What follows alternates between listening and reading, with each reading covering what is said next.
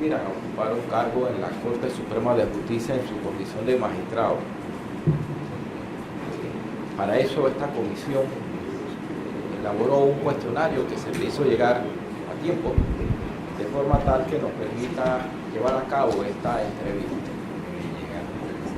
En ese cuestionario hay una primera pregunta que nos va a permitir conocerte a ti como persona, como profesional, tus ejecutorias, así como las cualidades que tú consideras tener y que dan sustento a tu aspiración a ser magistrado de la Corte. Para esta entrevista tú vas a contar con 30 minutos para que tengas la oportunidad de responderlas y nosotros hacer la evaluación.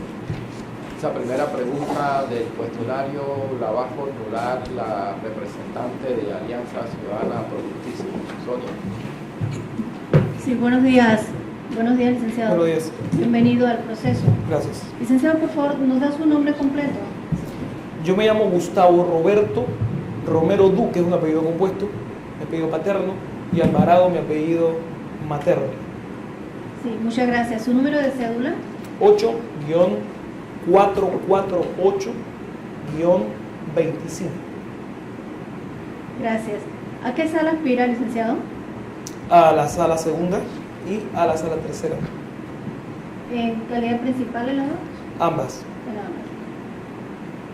Si tuviese que escoger, según su experiencia que tiene, ¿cuál de las dos salas sería su opción? La sala penal. Penal. Como prioridad.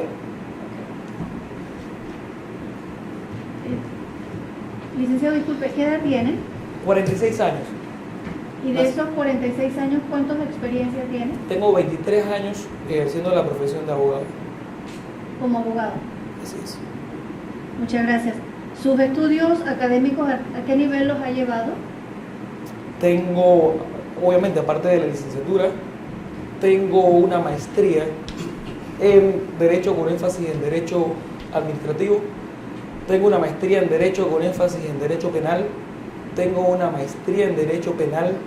Tengo una maestría en Derecho Procesal Penal. Tengo una maestría en Docencia Superior. Tengo un posgrado en Mediación. Tengo un posgrado en Métodos Alternos de Solución de Conflictos. Tengo un diplomado superior en Derecho Administrativo. ¿Le continúo?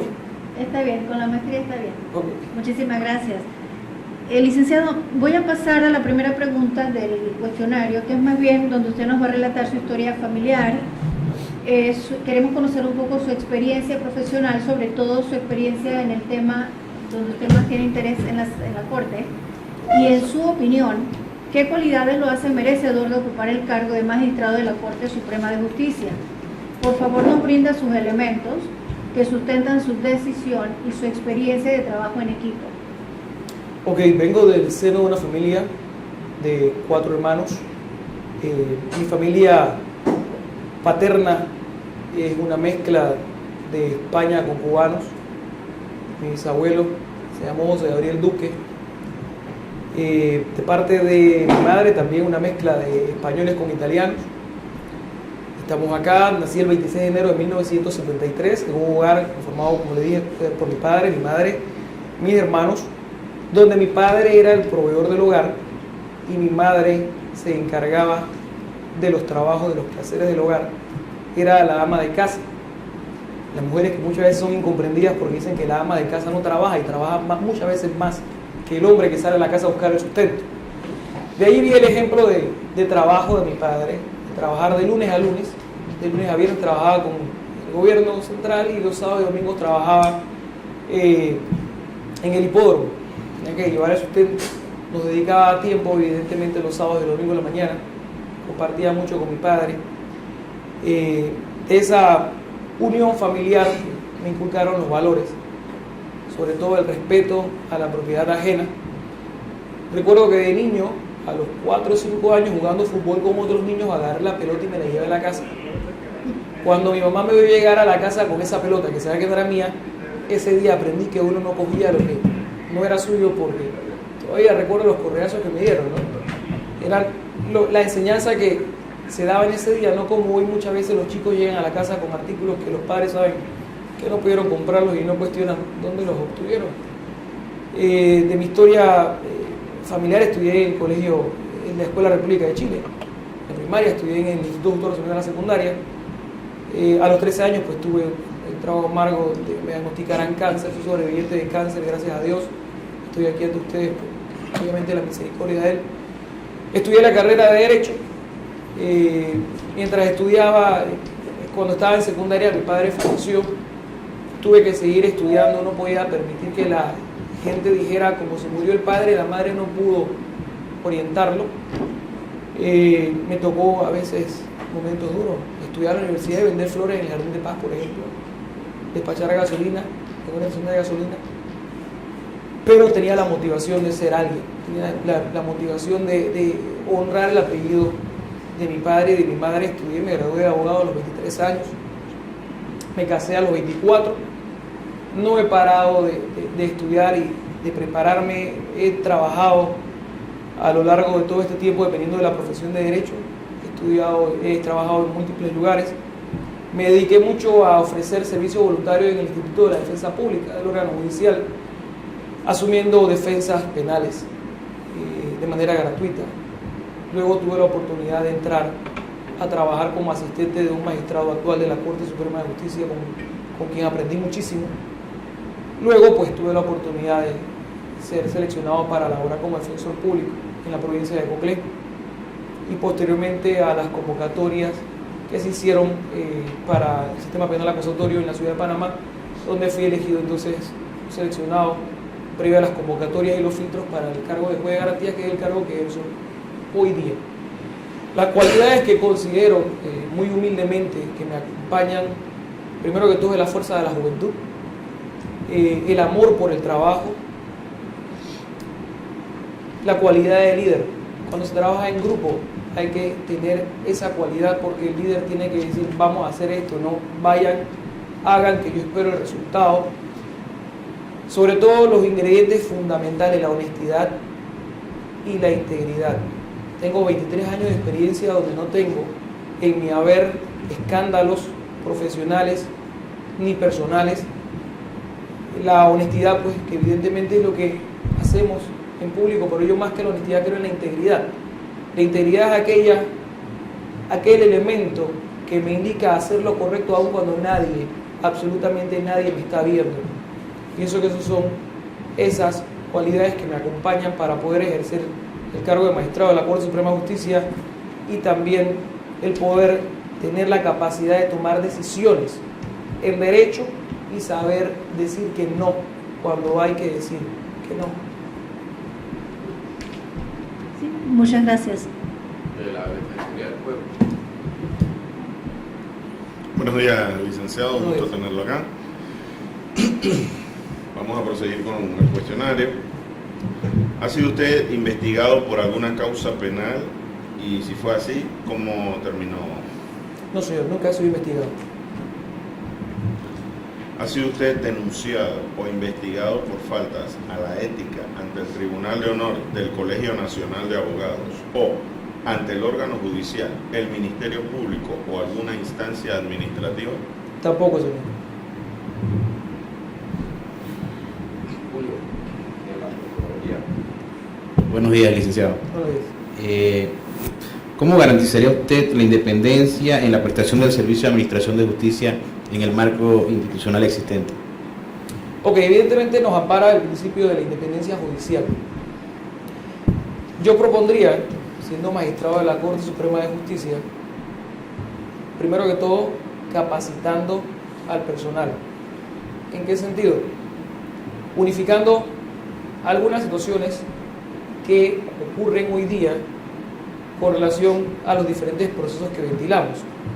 De esta manera, el funcionario tiene la capacidad necesaria para poder resolver y desarrollar problemas, tiene la suficiente autonomía para, de manera independiente, solamente sujeto a lo que diga la Constitución y la ley, resolver las causas que se presentan a su conocimiento. Yo le puedo hablar conforme a mi experiencia pasada, actual.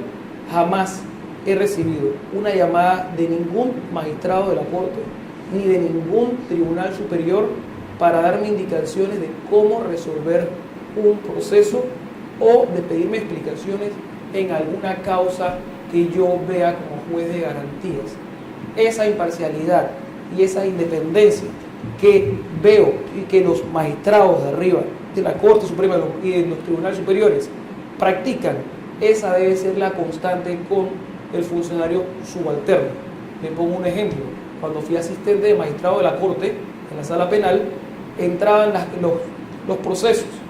Nosotros resolvíamos los procesos con nuestro propio criterio jurídico y jamás recibí una indicación de mi entonces jefe de cómo resolver más allá que de un aspecto jurídico, pero no por la intervención de terceras personas. Es lo que yo he recibido, es lo que he vivido, es lo que practico y es lo que yo entiendo y acepto como válido transmitir a los demás funcionarios. Esa independencia tiene que ser interna y externa, casualmente como nos dice la ley 63, 28 de agosto de 2008, que es la ley que adoptó el Código Procesal Penal, que es lo que practicamos hoy día.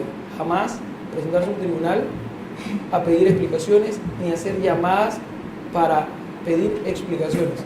Las únicas reuniones que podemos hacer es para unificar criterios, pero no criterios de líneas, sino de unificar criterios a situaciones prácticas sobre varias posibilidades o varias alternativas que se puedan aplicar conforme a la que sea más acorde al derecho actual. Listo, muchas gracias.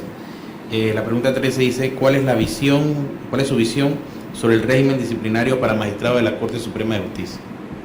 Evidentemente pienso que debe haber una autoridad independiente del órgano judicial que pueda seguir este tipo de situaciones que ocurran. Por ejemplo, hay un régimen, los magistrados y los funcionarios de la universidad estamos sujetos a lo que dice la ley y lo que diga la Constitución. Salirnos de ese parámetro definitivamente que tiene que tener algún tipo de consecuencia. Debe ser una entidad, una autoridad independiente del órgano judicial que pueda ver entonces las faltas o el régimen disciplinario de los magistrados de la Corte, porque hay que tener un control. No puede haber un funcionario, yo no puedo ser magistrado de la Corte y andar de manera absoluta sin tener que rendirle cuentas a nadie. Todo ser humano, como administrador de la cosa pública o familiar o empresarial, necesita dar cuentas y rendir cuentas a alguien que pueda escudriñar sus actuaciones. Muchas gracias.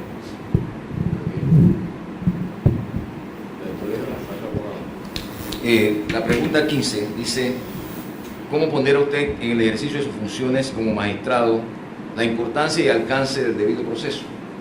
Que el debido proceso es la columna vertebral de todo procedimiento. Si nosotros violentamos el debido proceso, violentamos los derechos humanos, violentamos una serie de principios, violentamos principios de legalidad, violentamos igualdad procesal, violentamos derecho a la defensa. Si no respetamos el debido proceso, yo, siendo magistrado de la Corte, yo no tendría entonces ningún tipo de autoridad moral para resolver una causa, violando el debido proceso. El debido proceso es el pilar de todos los procedimientos, independientemente de la jurisdicción, sea civil, sea penal, sea laboral, sea familiar, la que sea. Hay que respetar el debido proceso. Sin el debido proceso no hay proceso. Si no se respeta, no hay justicia. Si no hay justicia, la ciudadanía no tiene el bienestar y no tiene la respuesta a sus problemas. Justicia que tiene que ser en tiempo razonable, no una causa que se tome 5, 6, 10 años, que no es responsabilidad tampoco del magistrado de la Corte. Es el trámite burocrático que tienen nuestros códigos que requieren una modificación para que los trámites sean realmente expeditos. Justicia tardía no es justicia. Muy bien. Méndez. Muy buenos días, Buenos días. licenciado Gustavo. Bienvenido a esta sala. Gracias. ¿Cuál es su visión del papel de un magistrado frente a los estándares internacionales en materia de justicia desde la perspectiva de los derechos humanos? Y en ese sentido, ¿cómo incorporaría el control de la convencionalidad? Mire, el control de la convencionalidad no es opcional. El control de la convencionalidad es un mandato constitucional. La Constitución nos remite a la aplicación de normas internacionales. La Constitución, palabras más, palabras menos, nos dice, aplica el derecho interno, pero no se limita a aquellas disposiciones internacionales que regulen la materia y que se pueda ampliar. No estamos limitados a lo que establece. Entonces no es opcional para mí como magistrado de la Corte ver si aplico o no aplico las convenciones internacionales o si hago un control de convencionalidad. De hecho, en mi rol como juez de garantías requiero hacer ese control de convencionalidad, porque no me puedo quedar limitado al derecho interno, es un mandato constitucional. Y yo como funcionario, si ignoro el mandato constitucional, entonces mal ejerzo un cargo. El derecho internacional debe estar presente en las decisiones judiciales. Por ejemplo, aquí se vulnera mucho los derechos de las personas adultas, de los menores y de las mujeres. Y nosotros escuchamos a la gente en la calle decir, pero es que a esa mujer le gusta que el marido le dé mala vida, y no comprendemos que puede estar inmersa en un ciclo de violencia. Su condición de vulnerabilidad. No hay un control científico o una explicación científica de por qué se ventilan, por ejemplo, los casos de las mujeres y de las edades. Pero por un tema de política criminal se sabe que estas personas están en una condición de vulnerabilidad que los hace más accesibles a ser víctimas de delitos. Están más propensos y tienen menos probabilidad de repeler esas agresiones. Por ello, si nuestro derecho interno tiene un límite, pero podemos aplicar las convenciones internacionales en favor de la mujer para proteger su integridad física, aún en contra de lo que ella misma quiera, nosotros debemos garantizar su integridad física.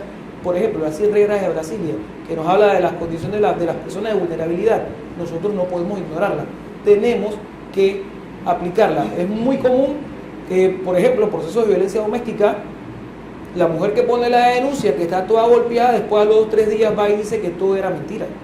Ahí uno tiene que ser prudente y valiente para tomar la decisión y decirle, señora, aun cuando usted diga que todo lo que usted dijo es mentira y que usted quiere que su agresor esté en la calle, mi responsabilidad es salvaguardar su integridad física. Y las 100 reglas de Brasilia me dice que usted está en una condición de vulnerabilidad y no tengo cómo ceder a su petición. Que me censure un tribunal superior y me revoque mi decisión, pero que no me censure la ciudadanía, que la dejé desprotegida, y eso terminó luego en un femicidio.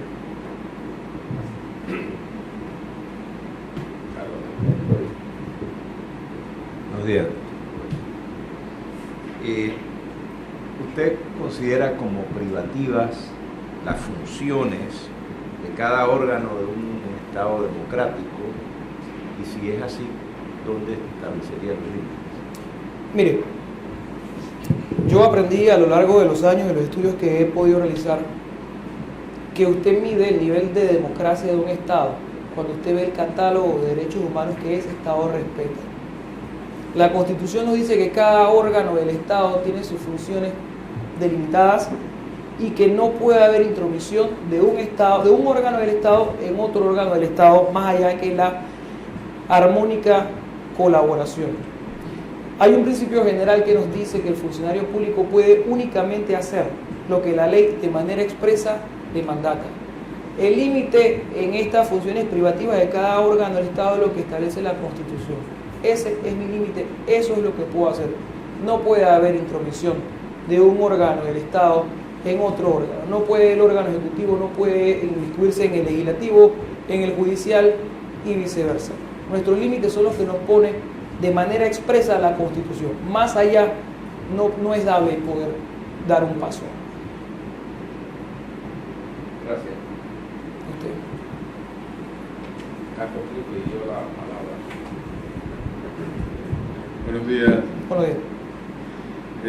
Usted nos indicó que también aspira a la sala tercera.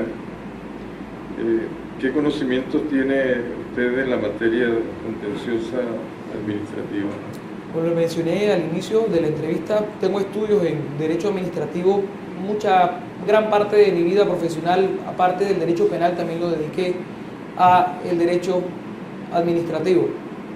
He tenido la oportunidad de actuar ante la sala tercera, acciones de plena jurisdicción, acciones de nulidad, que son las más comunes que conoce la gente, pero nos limitamos a esas cuando hay otro tipo de contencioso administrativo, por ejemplo el de interpretación, el de derechos humanos, y nos hemos limitado a esto, ¿no? He tenido la oportunidad de poder practicar esa rama del derecho y tener estudios en esa rama del derecho. No es lo que más he practicado, me he dedicado mucho más a la esfera penal, que es mi mayor pasión. Usted no es de carrera. ¿Cómo dice? No tiene carrera judicial, no es de carrera judicial. No. Y esa es una de las cosas que por las cuales yo lucharía como magistrado de la Corte, lograr la implementación real y efectiva de la ley de carrera judicial, que no es un tema de falta de voluntad, no es un tema institucional, estamos hablando de un tema de recursos, ¿no? Que no depende del órgano judicial, no depende de un magistrado de la Corte, pero hay que hacer la unión, hay que hacer la fuerza, hay que tener el carácter para poder exigir el recurso necesario para poder implementarlo. La ciudadanía, por ejemplo, exige y requiere que los funcionarios seamos de carrera judicial. Hay que hacerle justicia al funcionario. ¿En qué sentido? Hay funcionarios que tienen 20, 30 años en el órgano judicial y están en una posición de interinidad. Y lo que es peor, va a la Contraloría y le dice que usted es eventual. Eso se había logrado antes, que los funcionarios pasaran de ser magistrados, pero funcionarios interinos a funcionario permanente y funcionario de carrera. Yo, por ejemplo, estaba en una posición de defensor, en una posición de permanencia, y ahora que soy juez de garantía estoy en una posición de interinidad. Y para efecto de la Contraloría aparezco como eventual. Pero en la Defensoría tenía carrera. No, lo que pasa es que eso se superó. Existía la posición permanente y la posición de carrera. Es más, eso y por qué no decirlo, eso se implementó en el momento que el entonces magistrado Harry Mitchell peleó por eso, porque el funcionario entonces se veía limitado para acceder a un préstamo. Tenía 25 años en el órgano judicial, pero no me prestaba porque decía que era interino. Eso se pudo arreglar en su momento, el funcionario permanente y el funcionario de carrera. Ahora, pues, se han dado algunas posiciones de interinidad, como es la mía en este momento. Con relación a la implementación de la ley 53, usted plantea, considera que es un problema de presupuesto, pero antes de la existencia de la ley de carrera no había voluntad de la alta jefatura para abrir los concursos conforme a la normativa que existía en ese momento, y hubo periodos en donde no se justificaba que hubiese tanta gente interina sin haberse hecho el debido proceso para incorporarla a la carrera, y ahí no era problema de presupuesto sino falta de voluntad. Me llama la atención que usted afirme con tanta seguridad de que es un problema solamente presupuestario el que el tema de la carrera judicial esté obstaculizado. Mire, cada persona jugó su papel en su momento. Yo no puedo juzgar lo que se hizo antes. Yo puedo dar una opinión con relación a lo que yo veo hoy día. Existe la voluntad del órgano judicial de que se implemente la carrera judicial. El órgano judicial tiene interés en que la ciudadanía, y le digo porque soy parte del órgano judicial, me siento orgulloso de formar parte del órgano judicial, que la ciudadanía tenga la mejor opinión en cuanto a la calidad del funcionario, la estabilidad del funcionario y las decisiones judiciales del funcionario. Recuerde, compañero, que el juez es el funcionario más injustamente criticado y juzgado. Y cuando me refiero a juez, me refiero a persona que toma decisiones, de magistrado para abajo. Porque nosotros no podemos dar explicaciones a la ciudadanía de nuestras decisiones. Y se nos cuestiona, sobre todo con la estabilidad del cargo. A nosotros se nos cuestiona mucho nuestra falta, entre comillas, de preparación para ejercer un cargo. Porque se tiene la idea errada en la ciudadanía que para tener un cargo yo necesito tener 30 años de experiencia versus 10 que pueda tener yo o 20 que pueda tener yo. Pero ¿qué pesa más? Que yo, Gustavo Romero Duque, tenga 30, 40 años de experiencia con un haber de escándalos públicos y de corrupción detrás de mí, me refiero a título personal, o que yo tenga 23 años de experiencia y nadie pueda agarrar y decirme, pero es que usted tuvo este escándalo, usted tuvo este escándalo, usted tuvo investigación. ¿Qué pesa más? La carrera judicial se debe implementar, tenemos que pelear para que eso se implemente. Nosotros sabemos que los magistrados actuales están peleando por la implementación, y no lo digo porque esté el magistrado Arrocha, porque el magistrado Arrocha no me dejará mentir. El órgano judicial está peleando para la implementación precisamente por la opinión pública. para que no se piense que el funcionario del órgano judicial está inmerso en las opiniones o en las líneas que se dice que se tiran de más arriba, que ya le di mi experiencia. Jamás he recibido una llamada en ese sentido.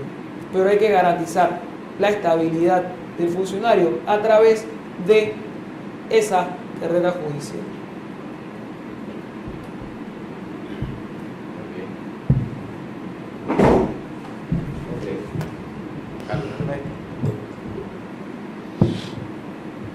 ¿Qué haría usted si la percepción ciudadana cuestiona su actuación en el desempeño de su cargo de forma que afecte la credibilidad del órgano judicial?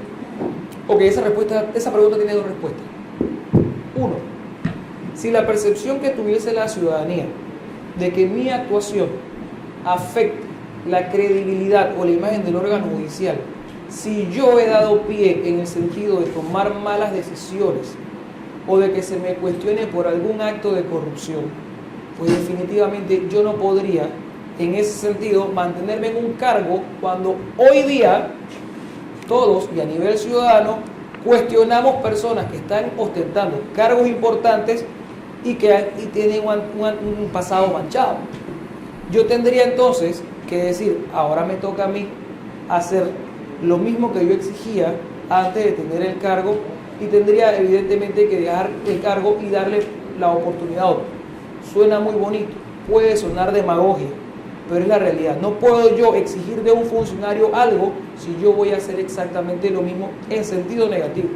Ahora bien, si es una percepción ciudadana porque simplemente alguien no estuvo conforme con una decisión, ¿qué es lo que va a ocurrir? En un proceso no todos salen contentos, siempre saldrá uno contento, otro saldrá molesto con la autoridad.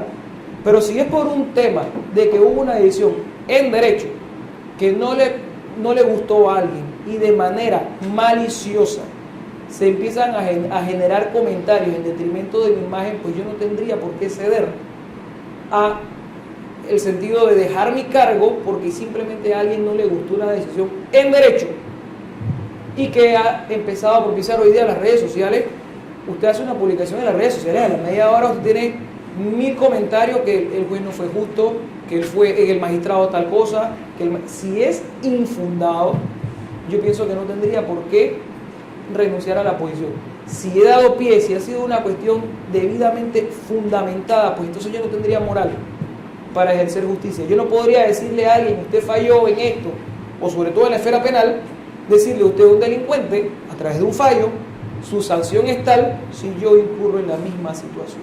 No podemos jugar a esa doble moral. Muy bien, ¿alguna otra pregunta? Bueno, muy bien. Gustavo Roberto, gracias por haber estado aquí y de parte de nosotros toda la suerte. Gracias a ustedes por la oportunidad de haberme escuchado. Tengan buen día.